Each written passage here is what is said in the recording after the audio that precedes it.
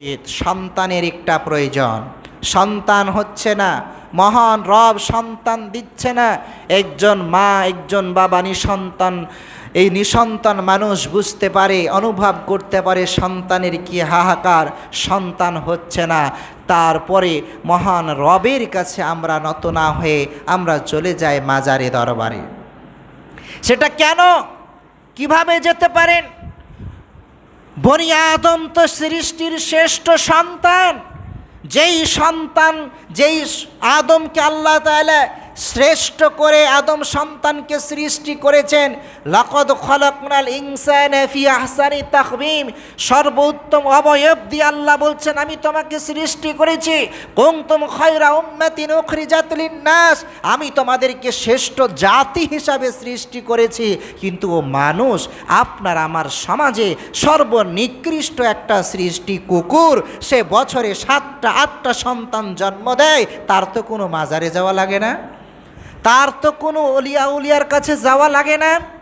সে যদি প্রাকৃতিকভাবে বছরে 7টি 8টি সন্তান জন্ম দিতে পারে, যে আল্লাহ দেয়, সে আল্লাহ আপনাকে আমাকে একটা সন্তান দিতে পারবে না?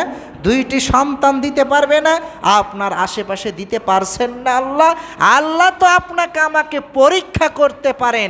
আল্লাহ তো আপনাকে আমাকে পরীক্ষা করতে পারেন। এই পরীক্ষায় উত্তীর্ণ হওয়ার দায়িত্ব তো আমার আপনার। কিন্তু যদি আমি নকলের চেষ্টা করি, এমন নকল যেই নকলের কোনো ভিত্তি নেই, তাহলে তো আমও যাবে, ছালাও যাবে, কানতে কানতে 2 চোখও যাবে, মানে ইহকালও শেষ পরকালও শেষ। সন্তান হয় না, বন্ধুর সাথে আলাপ করছে, সমস্ত ডক্টর এর পরামর্শ নেওয়া শেষ, আল্লাহ একটা সন্তান দিচ্ছে না। বন্ধু বলছে ছুটি নাও, 15 দিনের 1 মাসের অফিস থেকে এই চলে যাও ভারতের আজমির শরীফে, ওখানে গেলে খালি হাতে ফিরে আসবে না। নাউযুবিল্লাহি মিন যালিক। যারা নিজেকে মুমিন দাবি করে, যারা নিজেকে মুসলিম দাবি করে, যারা নিজেকে আল্লাহর বান্দা হিসাবে যদি দাবি করে থাকে, তাহলে একজন মুমিনের তো সেই ইতিহাস জানার কথা, একজন মুসলিমের তো সেই ইতিহাস জানার কথা।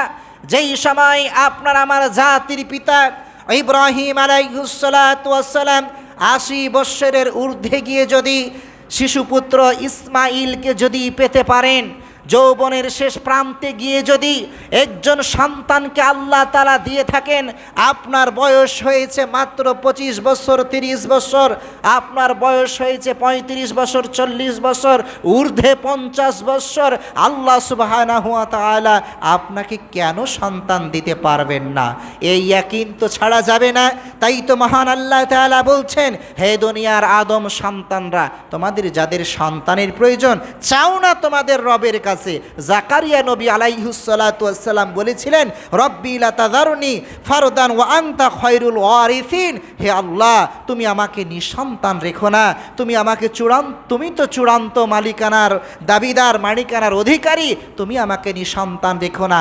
তুমি দোয়া করো না, রব্বি হাবলি মিন লাদুনকা যুররিয়াতান তাইয়্যিবাতান ইন্নাকা সামিউদ দুআ, হে আল্লাহ তুমি আমাকে নেক সন্তান দান করো, নেক বংশধর দান করো, ইন্নাকা সামিউদ দুআ, তুমি তো নিশ্চয়ই দোয়া শ্রবণকারী। আমি যা দোয়া করছি আল্লাহ তুমি তো শুনতে পাচ্ছ, তুমি কেন একটা সন্তান দিচ্ছ না? মহান রব শিখাচ্ছেন, জাকারিয়া আলাইহিস সালাম যেভাবে দোয়া করেছে, ইব্রাহিম আলাইহিস সালাম দোয়া করলেন, রব্বি হাবলি মিনাস সালিহিন ফাবাশশারনাহু বিগুলামিন হালিম। ইব্রাহিম আলাইহিস সালাম যখন দোয়া করলেন, আল্লাহ একজন সৎ সন্তান দান করো, আল্লাহ বলছেন ফাবাশশারনাহু বিগুলামিন হালিম, একটা ধৈর্যশীল সন্তানের তোমাকে সুসংবাদ দিলাম।